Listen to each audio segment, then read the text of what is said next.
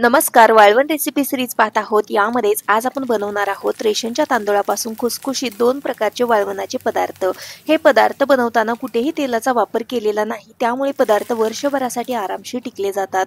अर्थातच तळण्यासाठी तेल लागणार आहे। रेशनच्या तांदळाची अशी खुसखुशीत चकली आणि अशा प्रकारची पांढरी शुभ्र खुसखुशीत कुरडई बनवत आहोत। वेळ वाया न घालवता रेसिपीला सुरुवात करूयात। कोणतीही वेगळी प्रोसेस न करता एकाच प्रोसेसमध्ये किंवा एकाच मेथडमध्ये आपण दोन पदार्थ बनवणार आहोत।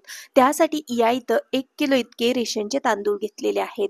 कुठलाही तांदूळ घेतला तरी देखील चालू शकतं। घेतलेला रेशनचा तांदूळ आपल्याला स्वच्छ नीट करून चाळणीने चाळून घ्यायचा आहे। त्यानंतर एका मोठ्या पातेल्यामध्ये काढून घ्यायचा आहे।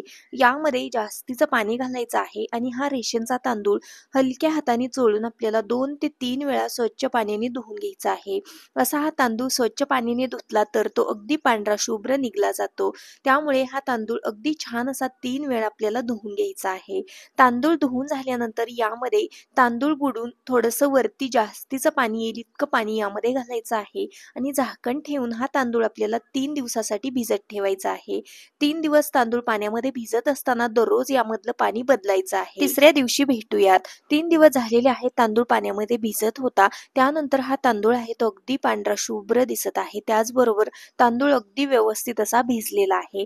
आता या तांदूळामधलं पाणी बाजूला काढूयात आणि हा तांदूळ पुन्हा एकदा हलक्या हाताने चोळून स्वच्छ पाण्याने धुवून घेऊयात। हा तांदूळ मी सोमवारी पाण्यामध्ये भिजत घातलेला होता। सोमवार ते मंगळवार, मंगळवार ते बुधवार आणि बुधवार ते गुरुवार असं 3 दिवस हा तांदूळ पाण्यामध्ये भिजत होता। आता गुरुवारी या तांदूळामधलं पाणी काढून स्वच्छ पाण्याने धुवून थोडा थोडा करून हा तांदूळ आपल्याला एका मिक्सरच्या भांड्यामध्ये काढून घ्यायचा आणि यामध्ये आवश्यकतेनुसार पाण्याचा वापर करत हा तांदूळ आपल्याला मिक्सरला अगदी बारीकसर असा बारीक करून घ्यायचा आहे। बारीक करून घेतलेली प्युरी आपल्याला एखाद्या चाळणीने गाळून घ्यायची आहे, जेणेकरून यामध्ये एखादा दुसरा तांदूळ गेलेला असेल तो या चाळणीमध्ये उरला जातो। भिजवून घेतलेला तांदूळ मिक्सरला बारीक करत असताना यामध्ये आवश्यकतेनुसार जास्त किंवा कमी पाण्याचा वापर केला तरी देखील चालू शकतं। जास्तीत जास्त पाण्याचा वापर करून हा तांदूळ वाटला तरी देखील चालू शकतं। तर अशा पद्धतीने उरलेला सर्व तांदूळ आहे तो मी मिक्सरला पाणी घालून बारीक करून घेते आणि अशा प्रकारच्या चाळणीने गाळून घेते। सर्व तांदूळ आहे तो मिक्सरला बारीक करून घेतलेला आहे। आता यामध्ये थोडंसं जास्तीचं पाणी घातलेलं आहे। पाणी घालून याच्यावरती झाकण ठेवून आपल्याला हे मिश्रण रात्रभर असंच ठेवायचं आहे। चौथ्या दिवशी भेटूया। चौथ्या दिवशी या इथं बारीक करून घेतलेल्या तांदूळावरती अशा प्रकारे पाणी आलेलं आहे। न हलवता आपल्याला याच्यावरचं पाणी आहे ते अलगद बाजूला काढून घ्यायचं आहे।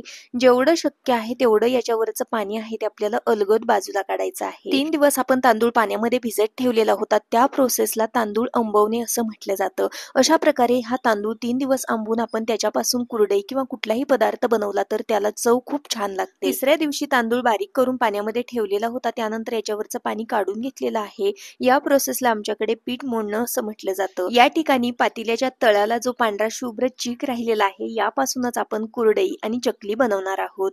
हा चीक आहे तो आपल्याला एका पातेल्याने मोजून घ्यायचा आहे किंवा कुठल्याही भांड्याने मोजला तरी देखील चालू शकतं। त्यानुसारच आपण पुढे पाण्याचा वापर करणार आहोत। एक पातेलं भरायला एवढा चीक कमी आहे, एवढाच इथं आपल्याला पाण्याचा वापर करायचा आहे।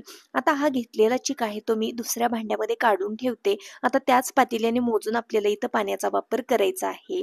जेवढा चीक भरला तेवढंच आपल्याला इथं पाणी घ्यायचं आहे। तांदूळाची किंवा गव्हाची कुरडई बनवत असताना जेवढा चीक भरलेला आहे तेवढ्याच पाण्याचा वापर आपल्याला इथं करावा लागतो। जास्त पाणी घेतलं तर चीक पातळ होऊ शकतो। गॅस ऑन केला, गॅसवरती जाड बुडाचं पातेलं गरम करायला ठेवलं, त्यामध्ये घेतलेलं पाणी गरम करायला ठेवलेलं आहे। पाण्याला उकळी आल्यानंतर यामध्ये 2 चमचे इतकं चवीकरता मीठ घातलेलं आहे। मिठाची आवश्यकता वाटली तर पुढे मी मीठ यामध्ये घालणार आहे। पाण्याला उकळी आल्यानंतर गॅस अगदी लो करायचा आहे। त्यानंतर हा चीक आहे तो एकदा आपल्याला छान असा ढवळून घ्यायचा आणि त्यानंतर एका हाताने हा चीक यामध्ये ओतायचा आणि एका हाताने हा चीक आहे तो आपल्याला एखाद्या विस्करणे किंवा पळीच्या मदतीने कंटिन्युअस हलवत राहायचा आहे। चीक पाण्यामध्ये ओतत असताना तो हळूहळू ओतायचा आहे आणि एका हाताने त्याला कंटिन्युअस हलवायचा आहे। हलवत असताना मध्ये आधी जास्त थांबायचं नाही, नाहीतर यामध्ये गुठळ्या होऊ शकतात।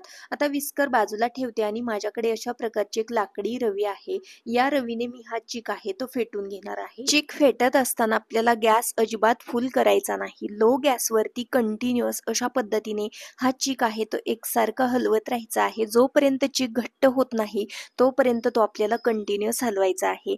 जर का चीक मध्येच सोडला तर त्यामध्ये गुठळ्या होऊ शकतात। त्यामुळे चीक घट्ट होईपर्यंत अशा पद्धतीने त्याला हलवत राहायचं आहे। थोड्या वेळानंतर त्यानंतर इथं बघू शकता हा चीक आहे तो अगदी घट्टसर झालेला आहे। त्यानंतर देखील आपल्याला हा चीक आहे तो अशा पद्धतीने रवीने थोडासा फेटून घ्यायचा आहे आणि त्यानंतर देखील गॅस अगदी लोच आहे।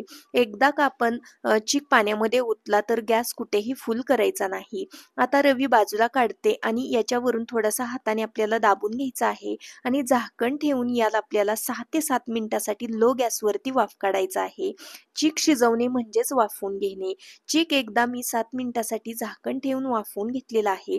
आता पुन्हा एकदा हा चीक आपण एका पळीने किंवा एखाद्या चमच्याने व्यवस्थित असा हलवून घेऊयात, जेणेकरून चिकाला सर्व बाजूने एकसारखी वाफ लागली जाईल। एकदा का चीक घट्टसर झाला तर त्यानंतर यामध्ये अजिबात गुठळ्या होत नाहीत। एकदा या चिकाला वाफ काढून घेतलेली आहे आणि हलवून घेतलेला आहे। आता पुन्हा एकदा याच्यावरती झाकण ठेवून आपल्याला याला 7 ते 8 मिनिटासाठी वाफ काढून घ्यायची आहे। 8 मिनिटं झालेली आहेत। या चिकाला मी अगदी लो गॅसवरती झाकण ठेवून वाफ दिलेली आहे। त्यानंतर इथं या चिकाला बघू शकता तुम्ही एक वेगळ्या प्रकारची चकाकी आलेली आहे। चीक जो पांढरा दिसत होता तो दिसत नाहीये, म्हणजेच हा अगदी ट्रान्सपरंट दिसत आहे, म्हणजेच आपला चीक आहे तो शिजलेला आहे। हाताला थोडंसं पाणी घेऊन हातावरती चीक घेतला तर तो हाताला अजिबात चिकटत नाही, म्हणजेच आपला चीक आहे तो व्यवस्थित असा शिजलेला आहे। साधारणपणे हा चीक शिजण्यासाठी मला 15 ते 20 मिनिटं लागलेली आहेत। 15 ते 20 मिनिटांमध्ये हा तांदळाचा चीक आहे तो व्यवस्थित असा शिजला जातो। आता आपण याची कुरडई किंवा चकल्या बनवण्यासाठी सुरुवात करूयात। बनवून घेतलेल्या चिकापासूनच आपण 2 प्रकारचे पदार्थ बनवत आहोत। सुरुवातीला आपण कुरडई बनवूयात। त्यासाठी साच्यामध्ये मी अशा प्रकारची होलची प्लेट घातलेली आहे आणि त्यानंतर यामध्ये आपल्याला शिजवून घेतलेला चीक भरायचा आहे। चीक भरत असताना व्यवस्थित असा दाबून दाबून भरायचा आहे। आता हा गरम आहे तोपर्यंतच आपल्याला याची कुरडई किंवा चकल्या बनवायच्या आहेत। जसा का हा चीक थंड झाला तर याच्या कुरडई किंवा चकल्या बनल्या जात नाहीत। त्यामुळे गॅस अगदी लो ठेवायचा आहे, झाकण ठेवायचं आहे आणि चकल्या किंवा कुरडया घालण्यासाठी सुरुवात करायची आहे। जोपर्यंत कुरडया किंवा चकल्या घालून होत नाही तोपर्यंत मी गॅस आहे तो ऑनच ठेवणार आहे आणि गॅस अगदी लोच ठेवलेला आहे। लक्षात ठेवा, चीक जर का थंड झाला तर त्याच्या कुरडया किंवा चकल्या येत नाहीत। इथं मी एक सुती कापड अंथरून घेतलेलं आहे, त्याच्यावरती मी कुरडया घालत आहे। तर बघू शकता अगदी परफेक्ट आणि पांढरे शुभ्र अशा कुरडया बनवून तयार होत आहेत। या पद्धतीने मी काही कुरडया आहेत त्या बनवून घेतलेल्या आहेत। आता साच्यामध्ये मी इथं चकलीची प्लेट घातलेली आहे आणि त्यानंतर यामध्ये चीक भरलेला आहे। आता उरलेल्या चिकाच्या मी इथं चकल्या बनवून घेत आहे।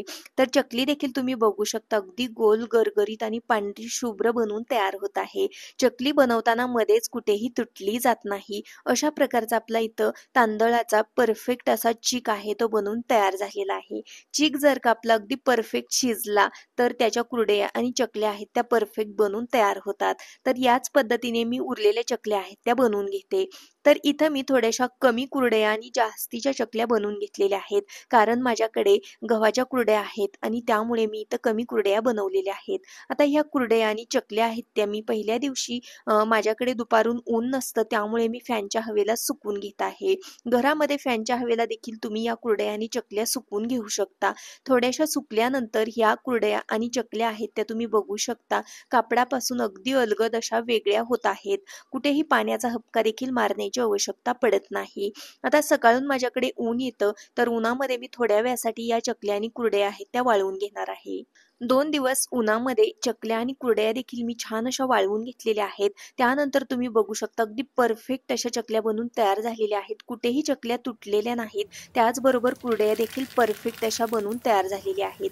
यामधल्या काही कुरडया आणि चकल्या मी तुम्हाला तळून दाखवते। कुरडई तेलात घालता क्षणी तुम्ही बघू शकता मस्त अशी तिप्पट चौपट पांढरी शुभ्र फुलली जात आहे। त्याच पद्धतीने चकल्या देखील तेलात घालता क्षणी मस्त अशा दुप्पट तिप्पट पांढऱ्या शुभ्र फुलल्या जात आहेत। याच पद्धतीने मी तुम्हाला काही चकल्या आणि कुरडया तळून दाखवते, जेणेकरून तुमच्या लक्षात येईल की सर्व चकल्या आणि कुरडया आहेत त्या अगदी छान अशा फुलल्या जात आहेत।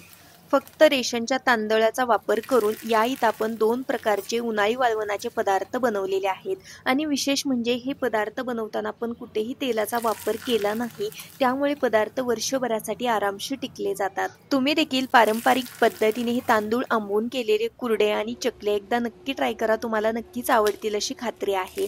आजचा व्हिडिओ थोडा जरी आवडलेला असेल तर व्हिडिओला प्लीज एक लाईक नक्की करा। चॅनेलवरती नवीन असाल तर सबस्क्राईब करा। पुन्हा भेटू अशाच एका नवीन छानशा रेसिपी सोबत, तोपर्यंत बाय बाय।